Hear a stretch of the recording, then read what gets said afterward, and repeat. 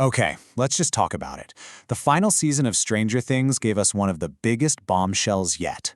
Will Byers has powers.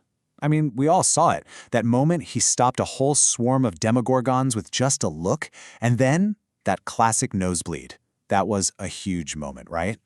So, of course, the first question on everybody's mind is, wait, is Will the new 11? And you can't blame us for thinking that. That shot was pretty much designed to make us draw that exact parallel. But as it turns out, it's not quite that simple. The truth is actually way more complex, and honestly, a lot more fascinating. Will's story isn't just a copy-paste of Eleven's journey. What's happening with him is something entirely different, and it changes everything we thought we knew. All right, so let's get into the nitty-gritty. Let's break down how Will's powers actually work, because once you understand the mechanics, you'll see just how different they are from Eleven's. And here is the absolute most important difference, straight from the show's co-creator. Will's powers aren't his. He's not creating psionic energy from within. Instead, he's channeling it directly from Vecna. It's like he's hijacking the signal and puppeteering the forces of the Upside Down. So let's compare them side by side. Think about it like this. 11 is like a battery. Her powers are innate, part of her from birth, and using them drains her own personal energy. But Will? He's more like an antenna. He taps into an external source, Vecna, and his powers depend entirely on his proximity to that source. He's a conductor, not a generator. And the key to all of this is something called the hive mind. The easiest way to think about it is like the Upside Down's Wi-Fi network. It's this shared consciousness that connects Vecna to all of his creatures. That's why Will can control a Demogorgon. It's on the network. But he couldn't, say, move a truck with his mind. No connection. And this brings us to some really important catches here. First, his powers are proximity-based. If he's too far from the hive mind signal, they're just not going to work. Second, he was not born with these abilities. And third, and this is a big one, Vecna didn't choose him because he sensed some latent power. Nope. Will was just a convenient kid who got trapped and, in the process, got a permanent, hardwired connection to their network. So you gotta wonder, right? Was this a last-minute twist they just cooked up to spice up the final season? Or has this been baked into the show's DNA from the very beginning? Oh yeah, it was always the plan. According to the creators, the idea of Will eventually developing powers has been in the writer's room for years. This wasn't a sudden swerve. This was the destination they were driving towards all along.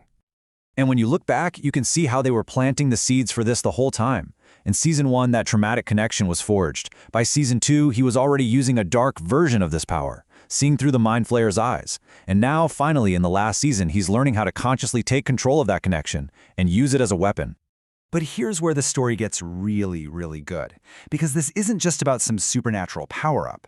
The key to unlocking this incredible ability, well, it wasn't just about Vecna or the hive mind. It was about something deeply, deeply personal to Will. You see, the switch didn't just flip because his friends were in mortal danger. His power finally awakened because he had a profound emotional breakthrough. It was a moment of self-acceptance that finally gave him the strength he needed to tap into it.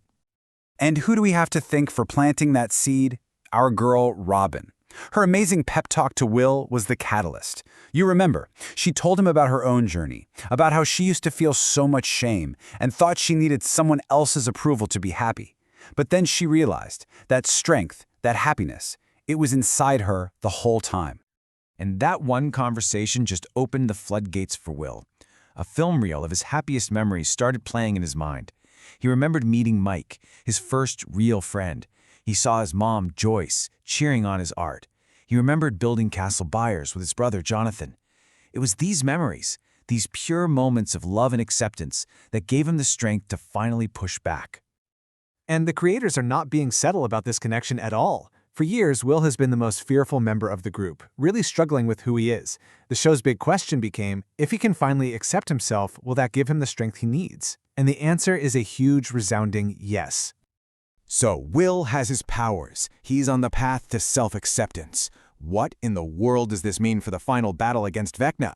Well, simply put, everything has changed. I mean, think about the incredible character shift here. Will Byers, the kid who always needed saving, the one defined by his fear, is now a frontline defender. He's no longer just the canary in the coal mine for Vecna. He's a direct counterattack. But how is the rest of the gang going to handle this? Because this new dynamic changes everything. Mike, who has always been the protective leader, now has to deal with the fact that Will might not need his protection anymore. You just know Joyce is going to be absolutely terrified seeing her son go head-to-head with Vecna. And Hopper? He's already a guardian to one superpowered Tid. He's got to have some major reservations about another one joining the fight. Ultimately, it all boils down to this one question. How does a group's entire dynamic shift when its most vulnerable member suddenly becomes one of its most powerful? Every single relationship is about to be completely redefined. And that leaves us with one final, kind of chilling thought. Will's newfound ability to control Vecna's army makes him an unbelievable asset, an incredible weapon for our heroes. But it also turns Vecna's former puppet into his direct rival. So is Will now Hawkins' greatest hope? Or has he just become Vecna's ultimate target? We're just going to have to wait and find out.